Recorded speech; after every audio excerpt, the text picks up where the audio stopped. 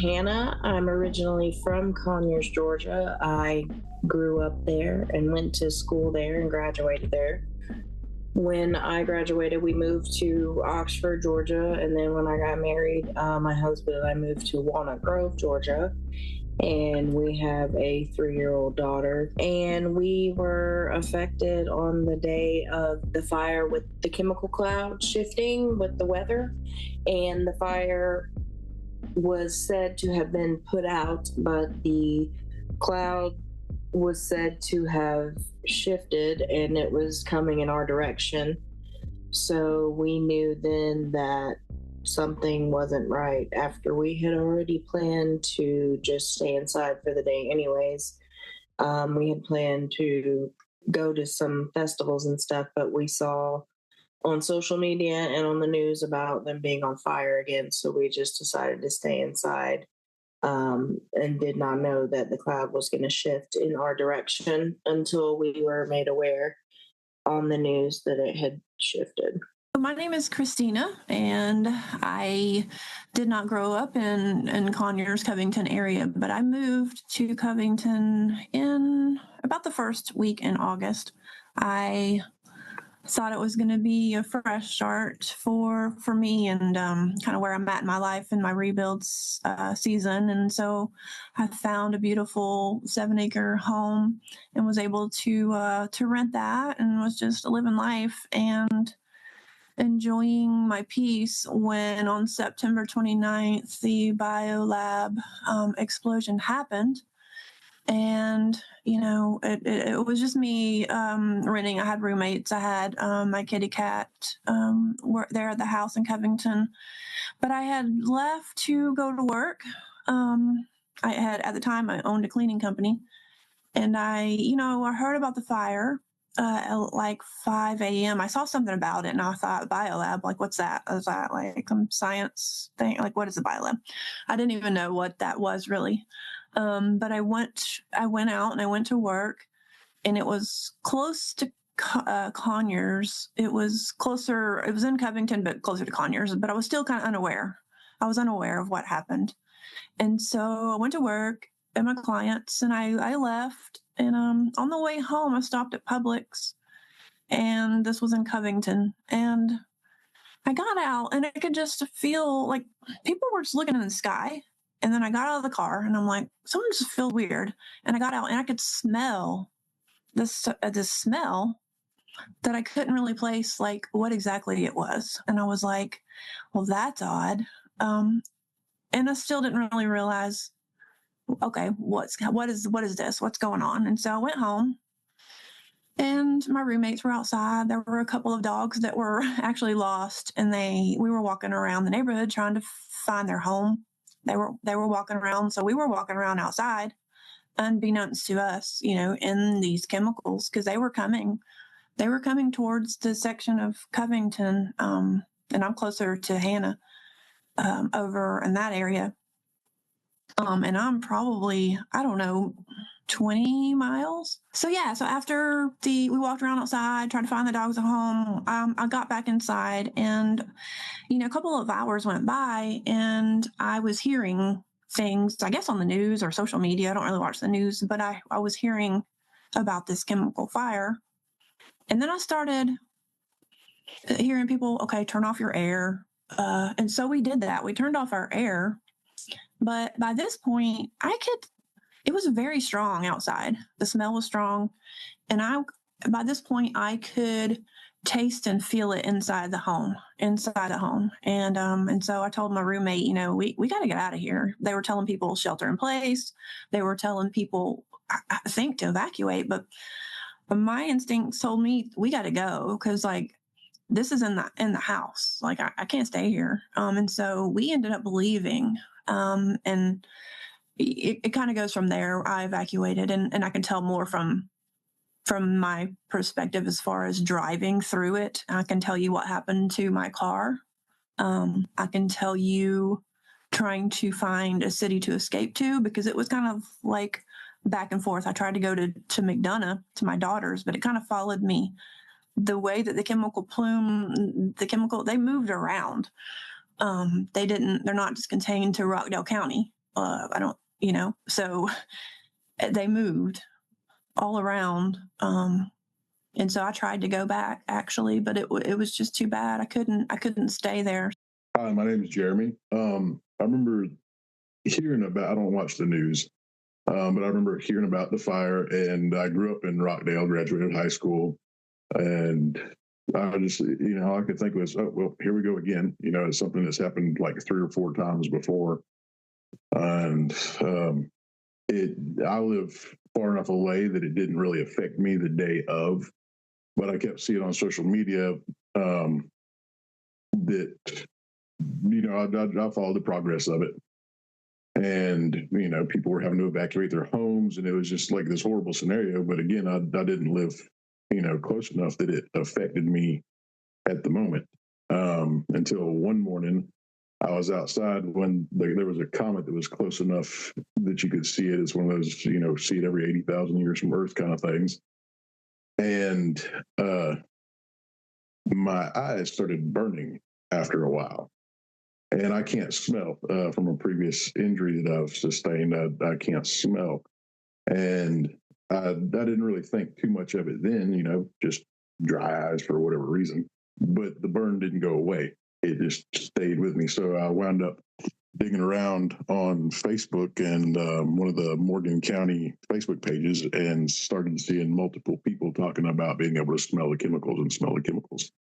And that's basically where the beginning of my health issues started from it. And I'm a good 40 to 45 mile drive away from BioLab, and it got here and it's affected me.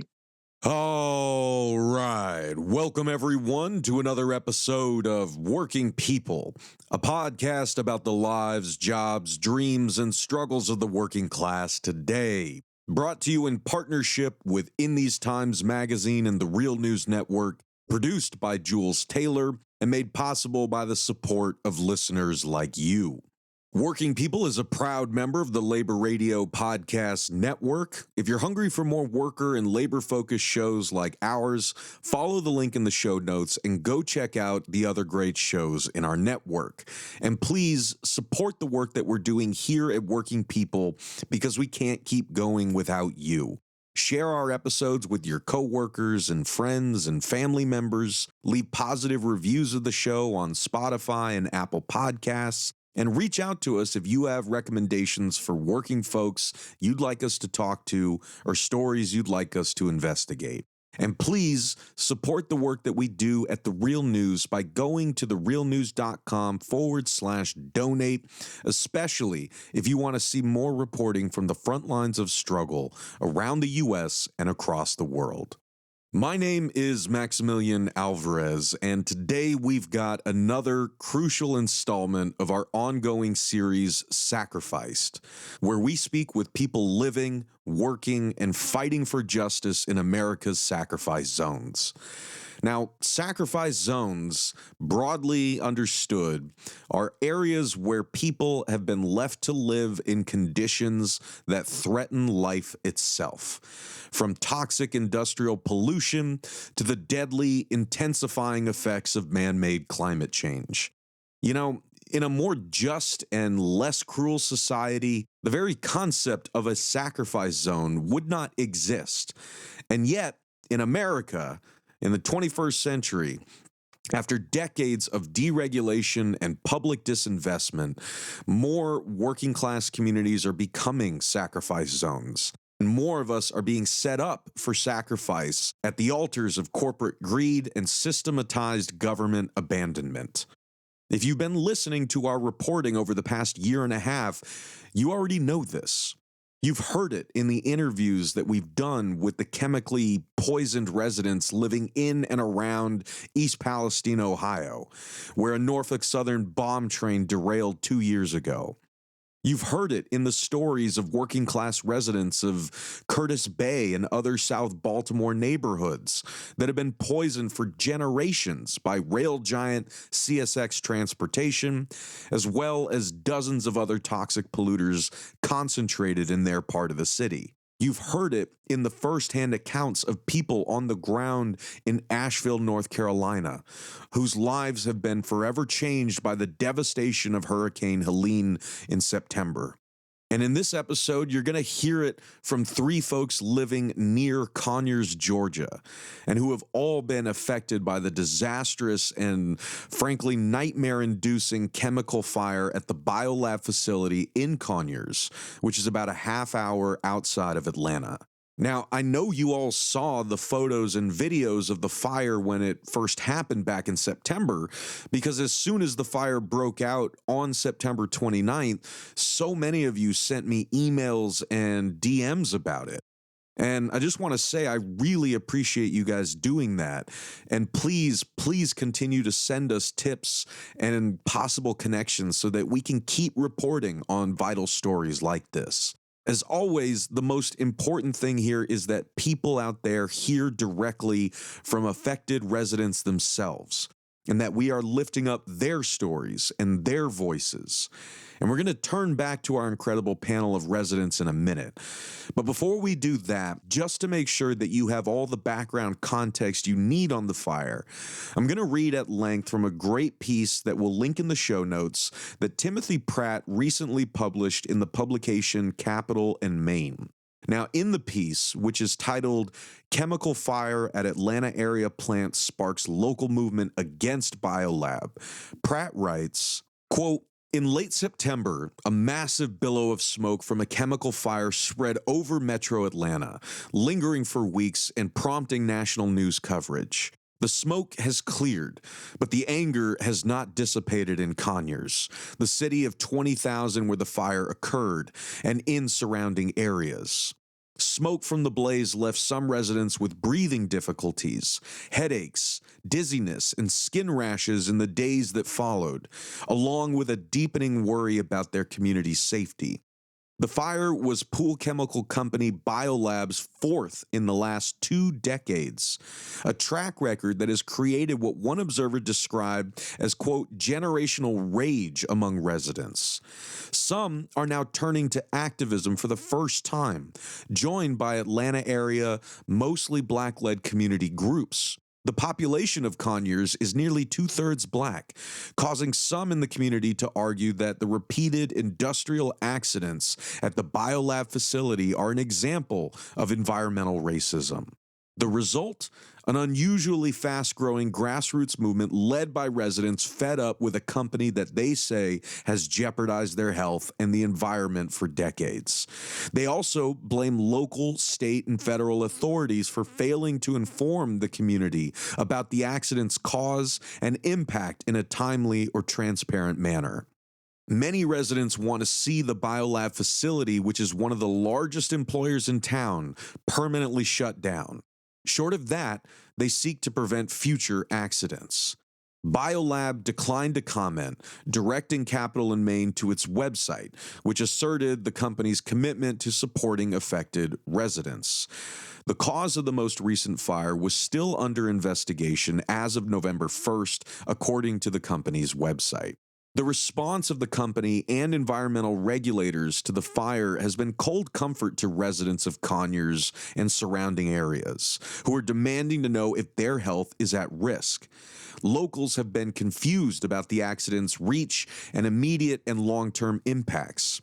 Rockdale County, where BioLab is located, lifted shelter-in-place orders in mid-October after the U.S. Environmental Protection Agency reported that the accident site had been cleaned and levels of chlorine in the community's air met federal standards. In the days following the fire, Sally Ng, professor at the Georgia Tech School of Chemical and Biomolecular Engineering, reported high levels of chlorine and bromine in the air. Galvanized by the incident, residents of the small city and surrounding counties have gathered more than 11,000 signatures supporting a shutdown of BioLab, nearly 2/3 from the Conyers area. A Facebook group called Stand Against BioLab in Rockdale County, Georgia, has attracted 1,600 members. Local farmers are organizing amongst themselves, and residents are connecting with people in other communities affected by industrial disasters, including East Palestine, Ohio, which was exposed to toxic fumes after last year's Norfolk Southern train wreck, end quote. So to talk about all of this, I sat down with Christina, Jeramie, and Hannah, 3 residents living near the site of the BioLab fire in Georgia. Here's our conversation, which we recorded on December 1st, 2024. Well, Hannah, Christina, Jeramie, I can't thank you 3 enough for joining us today on the show, and I cannot express enough how truly sorry I am that you, your families, and your community are going through this. As I've mentioned to you 3 already, as I mentioned in the intro, like, you know, the number of people that I am connecting with who are dealing with circumstances like the horrific circumstances you're dealing with, the people in East Palestine, Ohio are dealing with, the people in South Baltimore are dealing with, it just absolutely breaks my heart. And I just wanted to say from all of us to all of you, we are with you, and we are sorry you're going through this, but our listeners want to know what you're going through and how they can help, and that's what we're going to do here today. Is we've had our listeners asking us about this since it happened in September, and I'm so grateful to the 3 of you for joining us on the show and helping our listeners understand what's really going on over there in and around Conyers, Georgia. And to just sort of like extend what y'all were talking about in your introductions at the top of the episode, I wanted to go back around and ask if you could just tell us more about like the day of the fire or the week of the fire. Like I know y'all were saying some of you live closer, some of you live farther away, but just from your vantage point, when this was all first going down, could you just sort of narrate for our listeners like what it was like to live through this, what you were seeing, feeling, hearing, experiencing? Hannah, let's go back to you. All right, thank you so much for having us on. So the day of the fire, I actually had gotten up kind of early and was just looking on social media and saw people posting about BioLab was on fire. And honestly, I was just thinking kind of like Jeramie was like, oh gosh, they're on fire again. Like what could be on fire now? So I was just kind of like, okay, this is a little bit bigger than their normal kind of little fires. So we got up and it was a Sunday, and we had planned to go and do some it was the beginning of fall, so there were some fall festivals that were starting that day. And after I saw that, I was just like, we probably need to hold off on that and let's just stay inside. This seems to be a bigger fire, so I don't know how far this is going to spread. So we probably should stay inside. So we stayed inside. That was in the morning. That was around like 9 or 10, but the fire had started around 5, and I had already known about it. And then my daughter, she's 3, she needed milk, so this was around 3. I was like, I'm just gonna ride to the gas station real quick because I'm in Walnut Grove, and we're about 8 or 9 miles from BioLab. So I got in the car and I went to the gas station. But when I got to the stop sign, I looked up and I saw the cloud kind of in front of me, and I was like, okay, that's the chemical cloud. So I knew I needed to get home quick. And I ran in the store, and at that point, I kind of started having some shortness of breath and like felt dizzy, but I didn't think anything about it because I didn't want to over stress myself. So I went in the store and I got the milk and I drove home, which was in like a 3 or 4 minute drive. So I came back home and I started having a lot of shortness of breath. I started feeling like there was mucus building up in my esophagus and in my throat. And at that point, like, I was able to look at my husband and like kind of show him I needed help, but I couldn't verbally tell him that I needed help. So at that point, he had already called 911. So 911 got there to my house, and they came in. I was in my bedroom, and they came in there and they took my oxygen, and my oxygen was okay, but I was having trouble breathing. So I the paramedics came because the firemen came first, and then the paramedics came, and they were like, if your breathing treatment isn't working, you should probably go to the ER room. So I really didn't want to because I didn't think that it was that big of a deal. But I decided at that point it was probably best that I go because I never really had that feeling before where it felt like I was suffocating.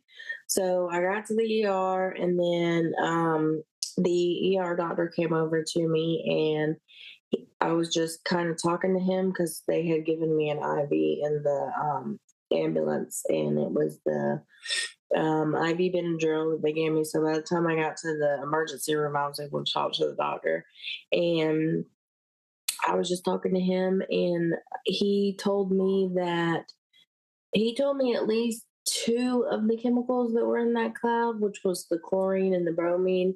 And he did say that last one, which is, I can't think of the name right this moment, but it's some kind of acid, some chemical. And I asked him how he knew exactly what was in the cloud. And he said because the patients from Piedmont Rockdale were going to be transferred to Piedmont Walton because they were going to have to shut down the hospital. But then they decided, this was about 4 o'clock. So they decided at that point that it wasn't safe to take the patients out of the hospital in Rockdale and transfer them to Walton, which is Piedmont Walton, that's in Monroe, which is the next county kind of up to, they kept saying the cloud went to the northeast. That was the hospital kind of to the northeast area. So the doctor, I talked to him about the chemicals that were in the cloud, and he treated me. And then I talked to another doctor who's on the board up there at the hospital, and he's actually the one that told me they were going to send the patients from the one hospital to that hospital. And then they sent me home that day because there wasn't really much they could do for me. And then 2 days after that, my daughter, who's 3, became affected, and she started showing signs of having basically what they consider a chemical attack, because there's no real way to diagnose what's really happening. I mean, he basically told me, if you were a person that was having an asthma attack, but refer it to a person who's having an attack with chemicals. And so since then, it's been over 2 months now of us having to go back and forth, because we've tried to leave a couple different times to get away, but every time we come back, we all get sick. And when I say all, I say me, my husband, and my daughter, because just the chemicals, they're on, I just say on our stuff. They're all over our stuff. And so basically that night when the cloud set, when it became dark, it kind of set on top of all of our stuff. And so my daughter, who has mild eczema, she became affected 2 days later, because when you have eczema, you're sensitive to certain stuff anyways. Okay, so let's see. Well, so that night, because I was smelling and smelling the what was in the air, and I was tasting and feeling it in the house, even with the air off, and I was getting phone calls from concerned friends. I decided that I needed to evacuate, and so my roommate. I took one of my roommates, she's younger, and we left. We ended up leaving, packing up what we could, and we left and went to my daughter's in McDonough, which is south. It's probably, I don't know, maybe an hour south of that location. And My eyes by that point, they were burning. They were burning and itching, and I could just feel it. I could taste it.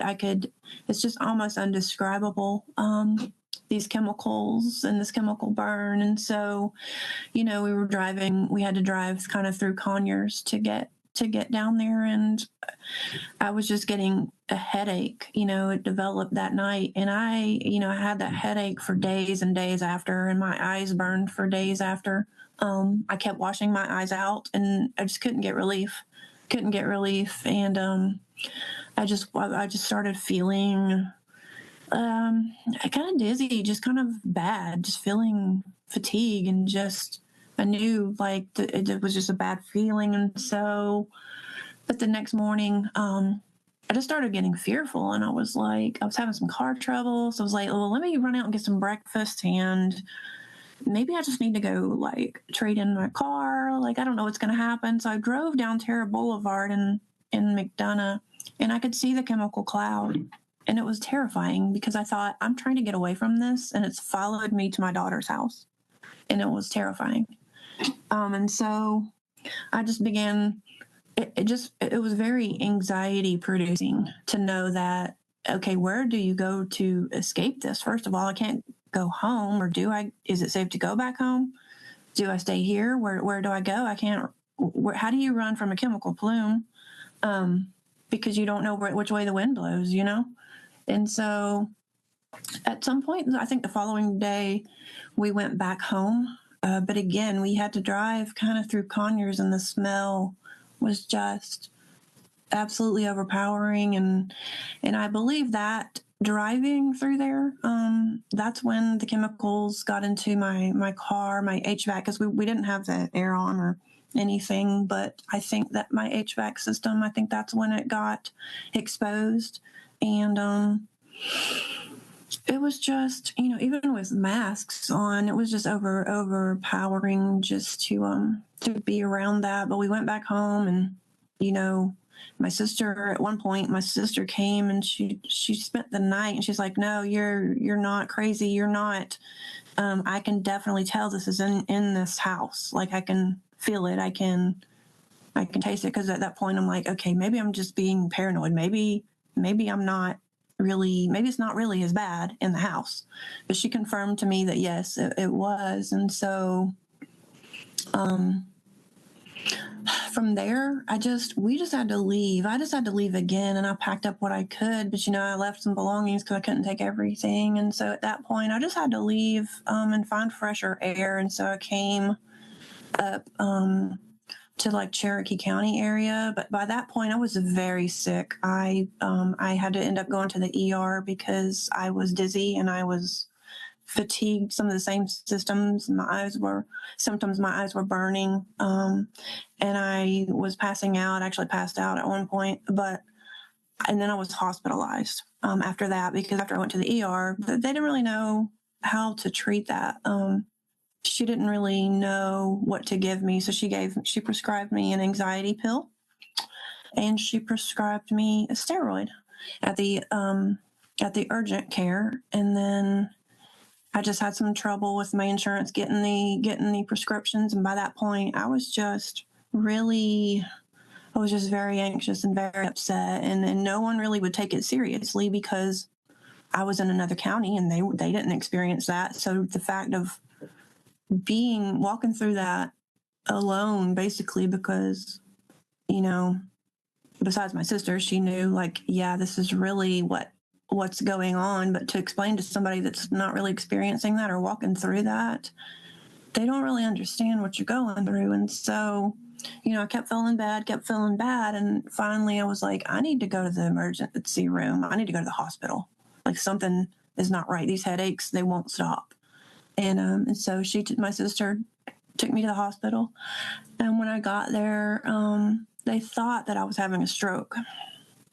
And so they ended up keeping me for 3 days. And of course, the MRI didn't show a stroke. But they didn't really do anything for me. They were like, okay, you're not dying. You didn't have a stroke. you might have had an exposure to this chemicals or whatever, but they weren't really helpful. And so they discharged me. And at that point, I had to figure out, all right, where am I going to live, first of all? And I had nowhere to go. And so I was able to stay with family, luckily, until I wasn't. And then I had to scramble and figure out, okay, where am I going to live? And it affected my work because I didn't know. I was trying to work, but I was sick, and I didn't know where am I going to live. And so it was just a nightmare to walk through, and I was having PTSD. I was having nightmares about chemical plumes, and it was terrible. It was honestly the worst thing to have to go through. And so I still am not able to go home. I'm still temporarily, homeless, displaced. I have another family member that I'm staying with currently, but I had to decide that I can't stay there. So I told my landlord, put in my notice, and I went back for my things, and that was a couple weeks ago. And, like Hannah was talking about, the chemicals, they're floating around. And if they're floating around, they're in your clothes. They're on your things. So when I went there to move them, I was even itching when I picked up these things that had been sitting there since September 29th.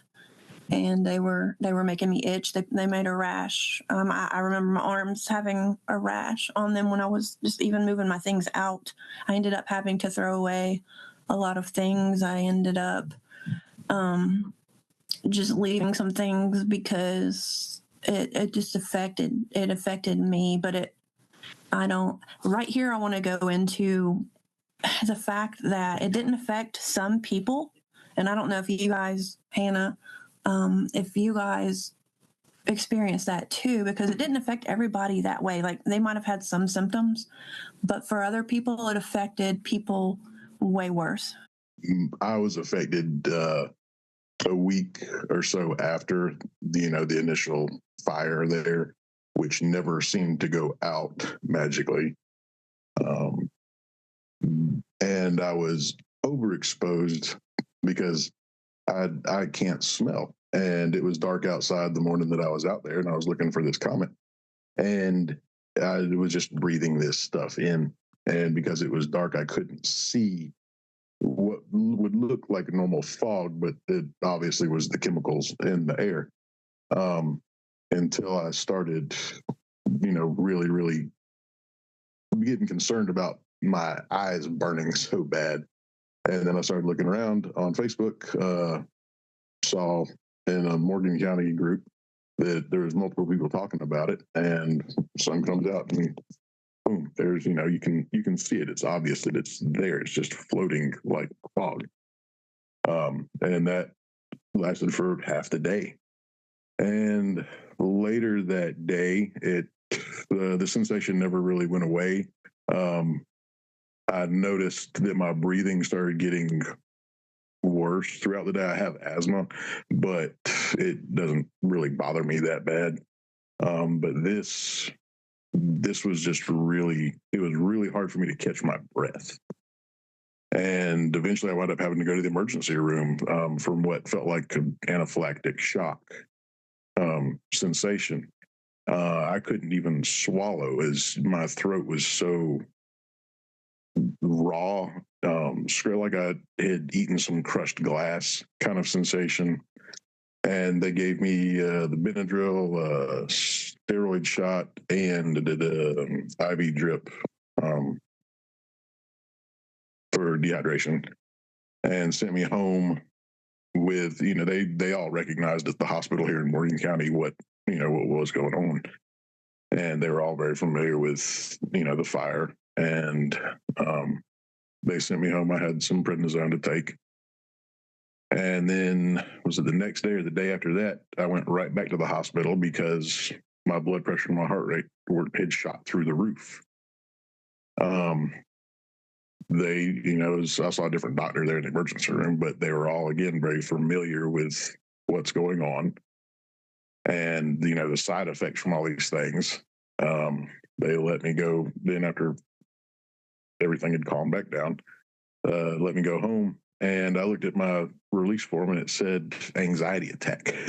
And I couldn't help but just laugh. And I went and found the doctor that we had just had this conversation about all these side effects from the chemicals in the atmosphere.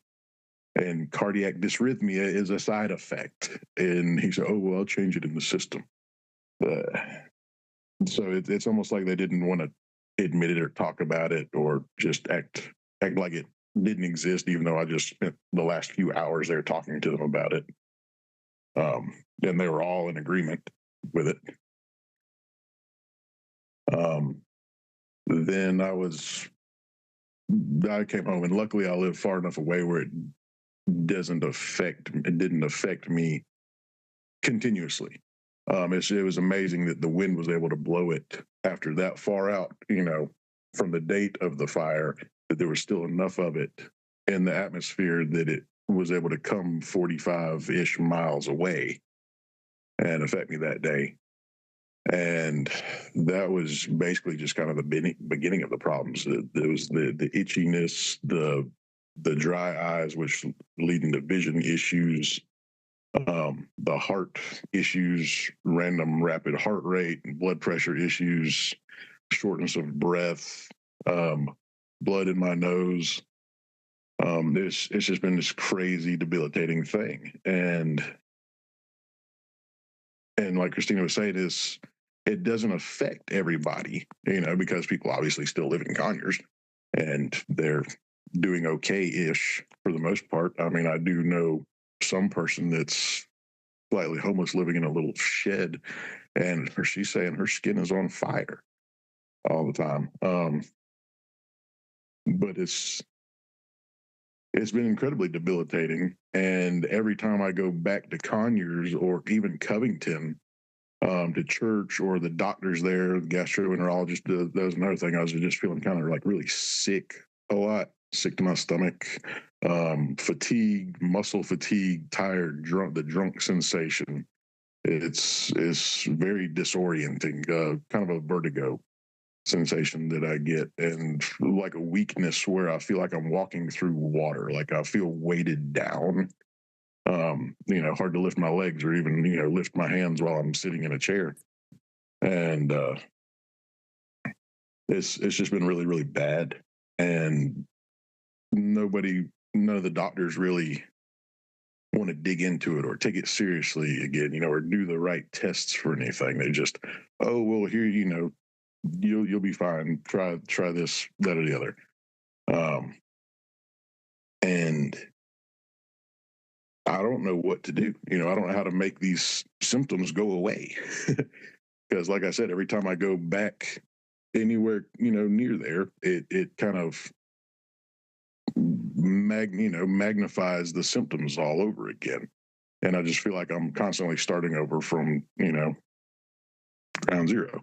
Man, it's like I want, first of all, I want to thank you all for being so honest and open and sharing all that with us. It's really hard to hear, and for everyone out there listening who's having as hard a time as I am listening to it, just try to imagine what it's like living through it, right? And like, no one should be subjected to this kind of thing should be like, a chapter in worst case scenarios in our history, and yet it feels like a recurring segment in American history where we're hearing these kinds of stories over and over again. And I want to be careful, like, not to equate every situation. Every community is different. Every source of contamination is different, as we've been trying to cover on this show. But I'm sure everyone listening to you guys is hearing the same like echoes that I am of what folks in East Palestine and around East Palestine, Ohio have told us over the past year and a half, right? All the way down to that last point, Jeramie, that you brought up, Christina, about people experiencing symptoms differently. Like, this is 1,000% what has also happened in and around East Palestine. Some people can smell the chemicals, some people can't. Some people are experiencing all kinds of symptoms. Some people appear to be fine. And that's really played into a lot of the division, a lot of that the company has helped sow in the town itself, because it's like you're pitting people who feel fine against people who don't, and then people who don't feel fine are bullied by their neighbors even for faking it. I mean, but sometimes their family also have to throw that in there. Yeah, I mean, it's I hope and pray that out of these constant catastrophes that we as a society, as a people, can start to understand that human beings are different. That's what makes us beautiful and complex, but that's what also makes situations like these so tough, because I mean it was like COVID. For some people COVID was a small cold. For some people it was the thing that killed them. Yeah, we know this. My mom got it and they sent her home basically with vitamin C, D, and zinc and said, here, boost your immune system. She coughed for like a day and then that was it. And then other people, according to the media, I don't personally know anybody myself that has died from it, but apparently it was really, really bad for some people. COVID was. Well, and I bring this up to just say, like, because what you guys are describing, like, that creates a powder keg situation where folks who are experiencing symptoms like you are really in a difficult position, not just because of what you are feeling and trying to get answers from your doctor, but also because some people are not feeling it. I have just seen in so many of these different instances where the companies that are at fault are going to try to leverage that against you. Oh yeah. Oh yeah. Yeah. We're the minority now, or the black sheep, but it's not just that, and it's not just the physical elements, but the financial elements as well. Though, those who can't work because of it, who basically can't, lost their houses temporarily because of it. The multiple doctors, hospital trips. I'm taking was prescribed something from the neuro-ophthalmologist called Xdemvy, I believe is what it's called. And it's over $700 for a little bottle of eye drops to help my eyes not be dry anymore. And, it's an experimental drug. I can't just go down the street to the pharmacy and get it. I had to wait, and then they would ship it in the mail after I go through this process and this process. Jeramie, I have a question for you. Have you tried any type of holistic treatment? That actually worked for me. I did activated charcoal and some other supplements and things like that actually made me feel better eventually. I've just been using like the normal little eye drops, from Walgreens and stuff. Gotcha. But it's like that worked for about 5 minutes, and even these things, I'm supposed to use these for 6 weeks. These eye drops, and I'm in about week 1.5, and I'm really not telling all that much progress, honestly. And like I said, every time that I go back towards Conyers Covington, it just And I went to Honey Baked Ham in Conyers to get Thanksgiving stuff, and my eyes have just continuously gotten worse since then. My vision has just been getting worse and drier and more of a tunnel vision, kind of aspect, and very grainy. Yeah. Can I ask if I could bring the rest of y'all in here and let's keep kind of filling this in for listeners. Could you say a bit more about kind of what's happened or not happened since the original fire in late September? Like, I guess, what have you been told by government agencies, by the company itself? Like, how are you and others in your community doing after this? Are people trying to put it in their rearview mirror? Are they dealing with health effects? I just wanted to ask if you could say a little more. And Hannah, let's jump back to you and kind of go back around the table. But anything else that you guys want to let listeners know about what the fallout has been since the fire was in our news feeds and in the headlines in September? It kind of faded away, but obviously it is the reality is not faded away, and you guys are still living through it. Yeah, so they really aren't talking about it much anymore in our local media that I've seen or heard. I mean, they talked about it for probably the first couple of weeks, maybe, and then they just quit talking about it. I would say primarily, I've gone over and seen more about it on TikTok, more than anything. And just where people are starting to post, their personal experiences of it, because it has kind of just gone back to business as usual.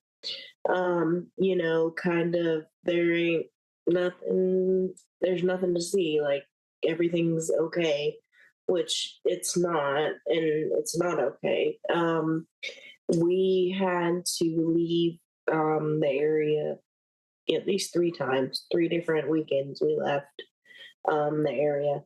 And I would say just coming back each time within the hour,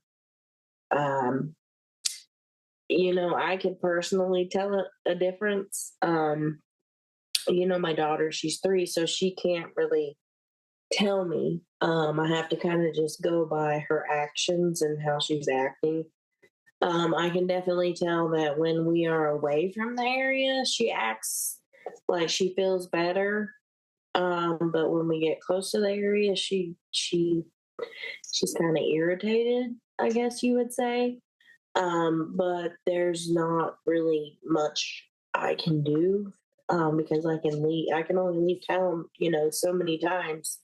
And when you were saying earlier, about, just things being said, about by your neighbors and stuff like that, I've definitely had things said about me, by my neighbors, I know, for a fact, which is really sad because it's people you don't even know, just saying things that they don't know the full circumstance about, why I had to call 911 that day or why I had to call 911 a couple days later. Like, it's nobody's, it shouldn't be anybody's real concern unless they're really actually concerned. My parents live 8 minutes from me and only 8 miles from BioLab, but the way that the chemical cloud went and then it shifted, it kind of went up and around their area. So their area isn't as affected. So it's kind of different over there, if that even makes sense. So when you have a chemical cloud that's going in a certain area and it's going in that area when the day is ending, those chemicals are going to start to set to the ground. So then when you wake up the next day, those chemicals are going to be, right there on top of the ground. And then there's going to be people that understand it and people that don't understand it. Like people in my family don't understand it, as much as, I understand it because I actually have been through it. So it's just, it's a hard thing to try to navigate through because you yourself are going through it, but you have someone else in your family that lives only 8 minutes up the road and they're not going through it as much as you're going through it because of the way that the cloud went and the way that it didn't go over their house as much as it went over your house. So like I said, we've left the area just 3 different times, 3 different weekends, just to try to get away, to try to get some kind of relief in a sense. But that was in the beginning. It's been about 2 months now since the actual fire. So that was in the beginning. So the first couple of weekends we left town. But since then we've been back, and now it's getting cold, and it seems like for some reason as it's getting colder, it's making things worse. Like our symptoms are getting worse, our breathing is getting worse, like things are getting worse. And I don't know the scientific meaning behind that. I'm sure there's a scientist that could come on here and say, hey, this is why that's happening, and if there's someone out there that could tell me that, that would be great. Because it's something, when the climate changes, things are different. Like when it's hotter outside, it's things are worse, as far as symptoms. When it's cold outside, things are worse. So there's no real happy medium, I guess. And when I say things are worse, things are kind of worse in a different way. And I don't know. It's something to do with the time of day, and the way, I guess, the chemicals set in certain areas. I'm not sure, but nothing. I mean, things. It's been about 2 months, going over 2 months now, and things are still the same in my area. I know for sure. Um, so I know things are different for different people. So what's happened since? Okay, so I mean, for me, initially the bad feelings that I was having, the eyes and just the headaches, a lot of that subsided. I think that treating it holistically and naturally, I think that helped me. I still have a little bit of tingly and a little bit of dizziness, but I do follow with my doctor on that. But I know so many people that are still suffering, that are still sick, that I talk to that live down there. And like Hannah was talking about how some people are affected and some aren't. I know I had other roommates that lived in the same house that were like, we're fine. We're not affected. What are you talking about? Not, and they were younger and I'm a little bit older, but it's so crazy until you actually experience that yourself, to walk through that. So just the anxiety and the PTSD from the whole experience, and then not being able to go back to your home, the home that you love and that you found so much peace in, that just ripped away from you. It's just been hard, and to have to just rebuild and start over, and your work is affected, so then your bills start piling up, and those chemicals that are in your car, you don't have to drive around with a mask on. In my car, my window's down, and it's like, this is insane. And I talked to a lawyer, and they're like, well, go rent a car. Well, I can't do that because that's expensive. Like, how long would I have to rent a car for? Like, that's crazy. And I don't know if we're talking about lawsuits or whatever. I know some people are doing the class actions and all of that, because I see a lot of people, they're jumping on the class actions, and that's fine. Whatever, to each his own, whatever you feel like you need to do. I just, I have contacted one. I have contacted a lawyer, and I'll be pursuing what I can. But really, it's not about money for me. Like, yes, I have suffered so much. I've had a lot of loss. I lost the place that I live. There's cost and car repairs. I've replaced, my air filter. I've replaced cabin filters. I have to go get a quote to figure out, okay, how do I remediate these chemicals out of my car so that I can drive around and not be subjected to more toxic chemicals, thus making myself even sicker. It's like, there's cost in that. Like, I would love to go get another car, but I can't afford that. So so yes, I've contacted a lawyer. Yes, I got sick. I'm not about the money, though. It's not for me about the money. It's just about raising awareness, and the fact that maybe you don't have symptoms now, but who knows, down the road you might have symptoms. And yeah, our friends in East Palestine, like, I've made friends with people in East Palestine. Probably we know some of the same people. I know Christina has been a very big support for me, walking through that, and just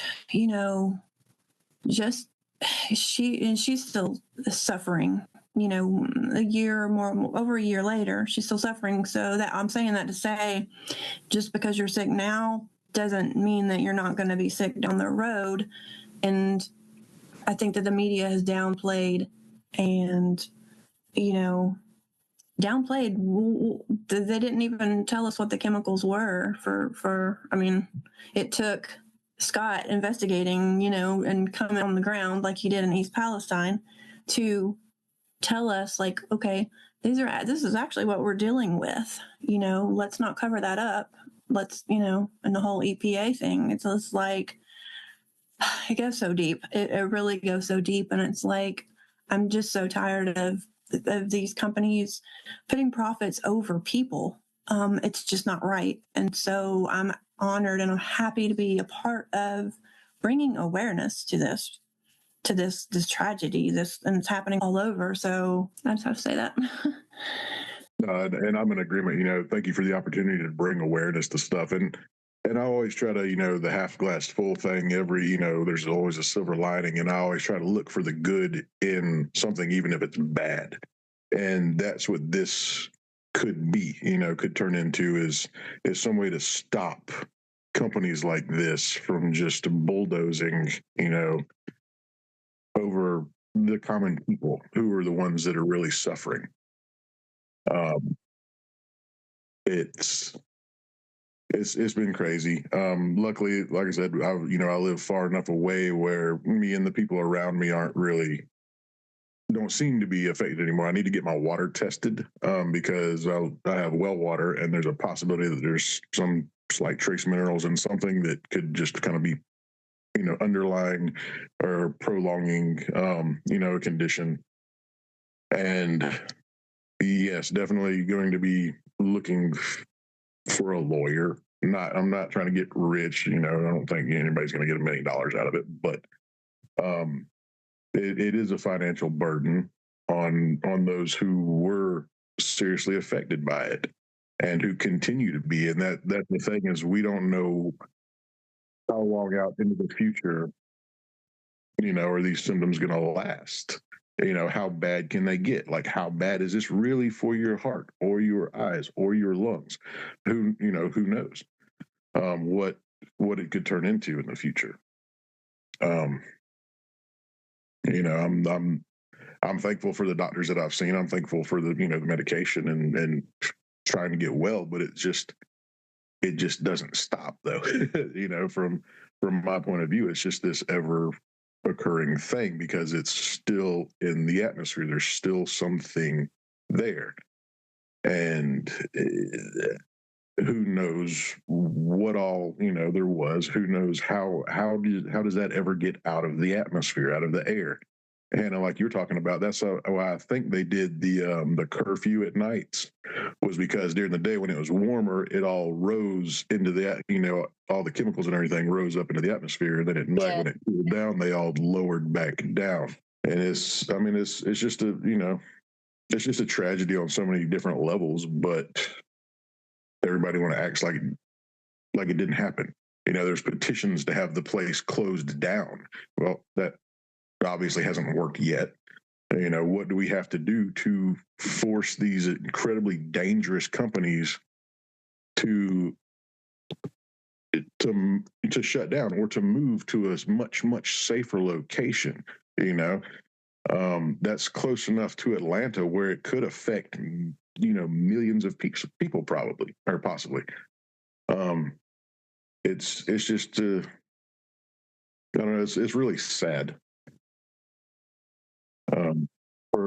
For us, for the ones who have to suffer, and we don't have a voice so much in the big scheme of things. I'm not trying to sound political, but the buddy thing, I won't say government's involved in any of it, but it's, I don't know. I mean, what do you do? What can you do against something like this to prevent it, from happening again, or the suffering of other people? Right, and it's like we mentioned already, this is not the first fire that has happened at this one facility. They've had multiple fires, as we mentioned in the introduction.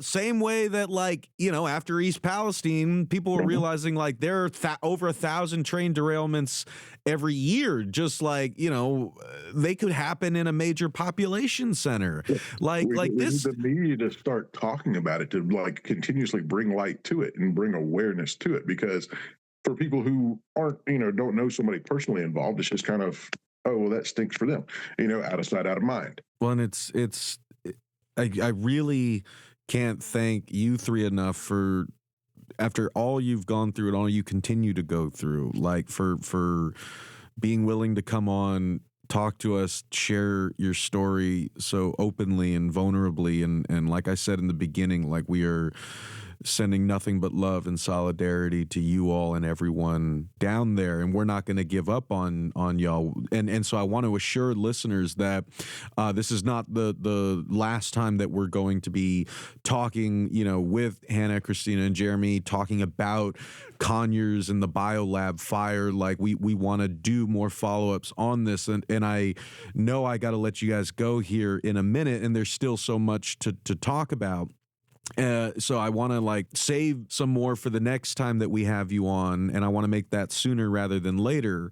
But for this kind of final round, in the last few minutes that I've got you three, I wanted to ask kind of two questions. One, as we try to do with every episode of this show, like, we want to tell folks who are listening, like, what they can do to help, right? We don't want people to just listen to a sad story, feel bad, and then move on. Like, we are trying to get our fellow workers off the sidelines and get involved and be part of the solution, because it's us. It's the working people who are being impacted by all this crap in communities around the country and around the world, who are going to need to stand up to the companies, to their bought-off officials and the government. Like, I mean, we're going up against Goliath here, and it's going to take solidarity among working people who are on the front lines of this corporate malfeasance, this government malfeasance, this media silence. Like, we need to band together and stick together and fight for one another. And so I wanted to ask if we could end by just if there's anything folks can do to help, even if it's just continuing to spread the word, or anything that you guys in your community need that they can act on. I wanted to ask if we could end on that note, and also kind of wrapping a second question into this final section, which is really important for me, and I imagine for all of you. But like, whenever we do a new investigation into another quote unquote sacrifice zone, or another industrial accident, or something horrific that has put our fellow workers in the kind of hell that you guys are living through, we don't want to reduce you and your communities to this awful tragedy that happened to you. We want to remind folks, like, that this is a whole community. These are lives. These are generations that have been turned upside down because of something that was not your fault. And so I wanted to ask in this final round if you could start by just telling listeners a little bit about your life, the community there, like what you want folks to know about your community that they're not hearing when we're only talking about this horrible chemical fire. What do you want people to know about your life there in and around Conyers? And then, as a kind of final note, what can folks listening do to help? So Hannah, let's start back with you. Christina, Jeramie, round us out. So I mean, just the community around here, we're small town people. We're every weekend there's usually some kind of small festival going on, or with the holidays now, there's a bunch of probably parades and stuff like that going on. So I mean, there's people that are able to attend those things and be okay, but then there's people like me that cannot partake in stuff like that because of the risk of just being outside. And it just, to be honest, it just sucks. So I mean, like, the holidays, I'm trying to make the best of it, because it's supposed to be like a good time and a fun time and all that. But it's just I'm having to deal with we're still having effects from everything. We're still having, like, right now as I'm talking, I'm like itching. So we're still having like side effects, and we're still having issues because of the fire as we go into the holiday season. But we're all trying to move on and make sure that life goes on. as it should. But as Christina said, we had Scott down here testing. And I actually had Scott at my house doing testing on my pool water. He took one of my pool floats that basically melted almost. And this is Scott Smith, correct? Scott Smith, yeah, Scott Smith. Sorry, this is Scott Smith. So he tested my pool water. He tested my soil. He took one of my pool floats that, like I said, basically melted. Which those are made to withstand these chemicals. So when it melted, and I didn't even know who Scott Smith was until I saw a post of him at the local VFW pond testing the pond water, which he already brought back the preliminary results of it being like chloroform and chlorine, and it was a whole list of stuff. So I can only imagine what my preliminary results are going to be when he gets those back. So I just contacted him via Facebook, and he just happened to message me back, and he came out here and he tested that, and he took my pool float with him, and he, told me he'd get back in touch with me when he got the results. And that was probably the end of October-ish. So, it takes a while to get those back, because those tests just by themselves, those cost a lot of money. So for someone to come down here and be willing to voluntarily, test our stuff is just amazing. So as far as what people can do, now, I really honestly, I don't know. I guess just spread, share this out, spread the news. There's a lot of different groups that have tried to come together, and there's a lot of division that has been made. Like you said, Max, a lot of division in the community that has been made because of this catastrophic event. And that's okay, because at the end of the day, I'm only here to spread awareness. I'm not here to try to create, any kind of chaos or any kind of drama or anything like that. I'm here to share what I've been through.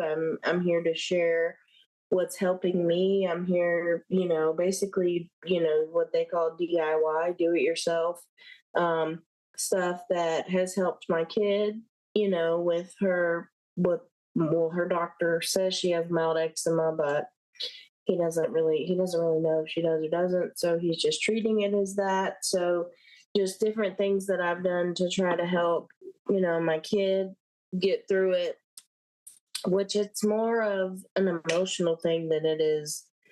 There's a lot of physical that goes to it, but it's a lot of more emotional stuff than it is actual physical. So,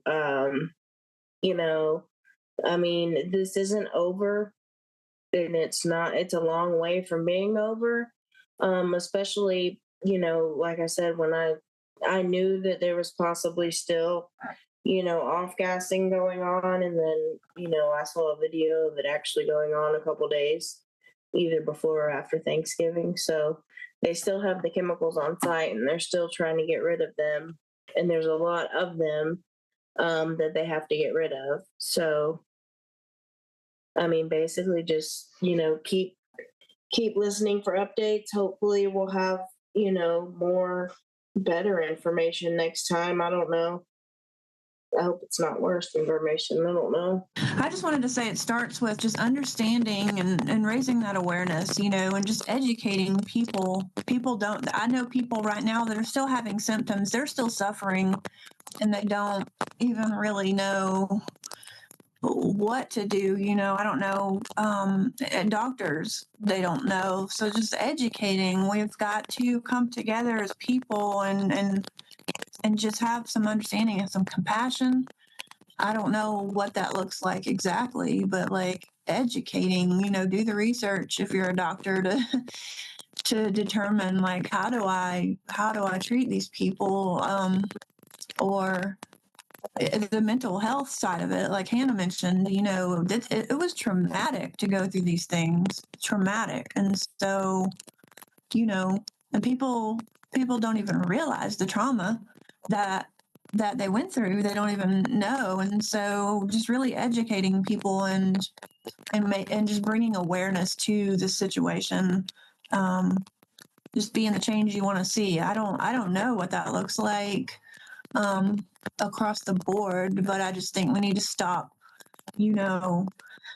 putting profits before people, and just be kind human beings. It just starts with kindness. I don't know, what that looks like, as far as organizing things that we could do, just like social media pages that we've organized, and just ways that we can speak out. Hannah mentioned TikTok. I've started speaking out on TikTok, actually. And I would love to do YouTube. I would love to learn, any way that I can to help be an advocate for people and speak for people that can't speak up. I'm very blessed that I had family to help me and take me in, because if not, I would be on the street somewhere, because I couldn't stay in those chemicals. It was killing me, literally. And so I don't know the long-term effects of what that exposure is going to do to me. Hopefully, I pray that's, I'm not going to get sick. I'm not going to have long-term exposure and side effects, but a lot of people do. A lot of people are still going through it. So just raising awareness, like Hannah was talking about, just pushing it out to as many people as we can, to change, to reach. I don't know if our senators, some of that's been organized a little bit. So like, who are the people that we need to get in front of to talk to that's gonna listen to us? That's what needs to happen. It needs to get out there. Call your local politicians. I live in a small rural town. There's a ton of farmers around me. There's no telling what effect that this has had on the cattle. There's a ton of testing that needs to be done on more than just humans at this point. Is it somehow going to be leached into the meat after they're processed? In the big picture, how broad is the harm or destruction from this one chemical fire? There's a whole lot of stuff that needs to be done. Oh yeah, and I need to send Scott some of my well water. I need to get some bottles for that. But yeah, that's all I can say is, call your local politicians, sign the petitions, share your stories, and make your voice heard on any outlet that you can. I don't want to induce fear, but like with people speaking out, I know friends of, people in East Palestine, and sometimes people that are speaking out. I don't know. I have a bit of fear about being so vocal about it, because I see people being shut down and sometimes unalived, and so it's kind of scary. But I'm ready to sign up for that, because I believe in standing up for this cause. And yeah, like Jeramie said, what are the other effects of the livestock and the frogs that are dying in the pond that Scott was testing? Like, well, it's in the water, and we're drinking. It's just like, it goes so deep. It goes so deeply. People need to stand up.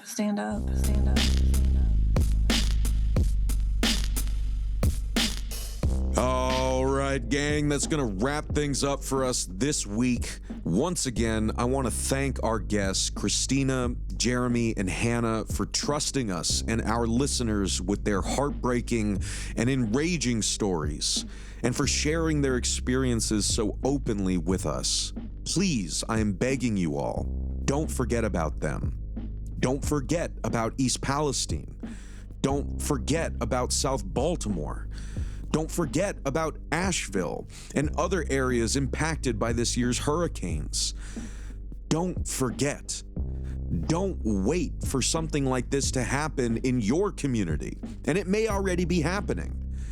Don't roll over and accept this unacceptable status quo. Fight back. We have to fight back, because we are the only ones who can stop this. And as always, I want to thank you all for listening, and I want to thank you for caring, and I want to thank you for being the change that we are all waiting for. We'll see y'all back here next week for another episode of Working People. And if you can't wait that long, then go explore all the great work that we're doing at the Real News Network, where we do grassroots journalism that lifts up the voices and stories from the front lines of struggle. Sign up for the Real News newsletter so you never miss a story, and help us do more work like this by going to therealnews.com/donate and becoming a supporter today. I promise you, it really makes a difference.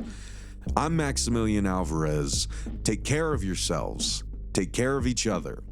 Solidarity forever. When my face you no longer see, I live on, yes, I live on. Wherever we go, we are going to roll the Union on the song. I live on, yes, I live on. Wherever hungry are we.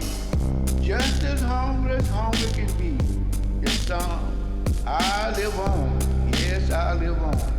Where mean things are happening in this land, it's read a song, I live on, yes, I live on. Wherever the book mean things are happening in this land is read, I live on, yes, I live on. Wherever the videotape of me is shown, I live on, yes, I live on. If I have help to make this a better world to live in, I'll live on, yes, I'll live on. When my body is silent and in some lonesome grave, I'll live on, yes, I'll live on. When my songs and poems are read, I'll live on, yes, I'll live on.